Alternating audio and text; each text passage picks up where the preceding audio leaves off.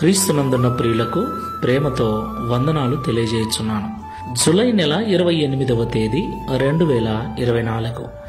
ఈరోజు దేవుడు మనకు చేస్తున్న వాగ్దానం ఏమిటనగా యెషయా గ్రంథము 44వ అధ్యాయము 3వ వచనం.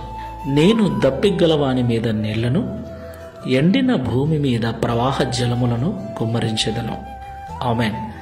నా ప్రియమైన సహోదరి సహోదరులారా, మనమారాధిస్తున్న దేవుడు సర్వశక్తిమంతుడని, సర్వాధికారి అని, ఎలాంటి అసాధ్యమైన కార్యములనైనా సుసాధ్యము చేయగల సమర్థుడని మనకు బాగా తెలుసు.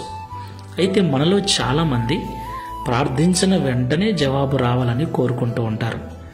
మరికొంతమంది అలా జరగకపోవటం వల్ల దేవుణ్ణి విడిచి లోకములోను పాపములోను పడిపోయిన వారు కూడా లేకపోలేదు.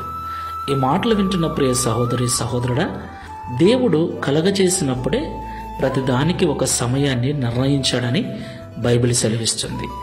దేవుడు తగిన సమయంలో ప్రతి పరిస్థితిని చక్కబరుస్తాడు. మనకి ఏమి కావాలో ప్రభు అంటున్నాడు, దప్పిగలవాని మీద నీళ్లను, ఎండిన భూమి మీద ప్రవాహ జలములను కుమ్మరించెదను అని. ఏ విషయమై దాహం కొని ఉన్నావు, ఏ విషయము జరగాలని ఎదురు చూస్తున్నావు, దేవుడు తప్పకుండా తగిన సమయమందు కార్యం చేస్తాడు.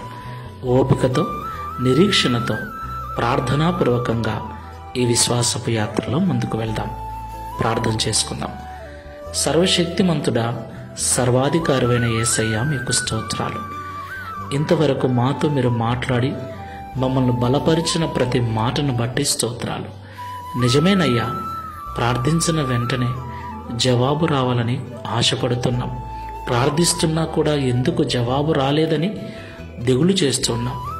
మరికొన్నిసార్లు ప్రార్థించటమే మానేస్తూ ఉన్నాం. అది తప్పు అని, ప్రతిదానికి ఒక సమయాన్ని మీరు ముందే నిర్ణయించారని, ఆ సమయము వచ్చినప్పుడు ఎంతమంది అడ్డగించినా, ఎన్ని భయంకరమైన పరిస్థితులు ఎదురైనా స్థితిని మారుస్తారని, మా ప్రార్థనకు జవాబునిస్తారని మాతో సూటిగా మాట్లాడినందుకు స్తోత్రాలు. మాలో ఉన్న బలహీనమైన ఆలోచనలను, మాలో ఉన్నటువంటి నిరుత్సాహాన్ని తీసివేసి నూతన ఉత్సాహముతో ప్రార్థనాపూర్వకంగా ముందుకు వెళ్ళటకు సహాయం చేయమని, మీరు నిర్ణయించిన సమయము వరకు ఓపికతో ప్రార్థించే మనస్సును అనుగ్రహించమని, తద్వారా ఈ దిన వాగ్దానమును మా అందరి జీవితంలో నెరవేర్చి మీ నామమును మహిమపరచుకొనుమని యేసు నామములో ప్రార్థిస్తున్నాము తండ్రి. Amen. Praise the lord. God bless you.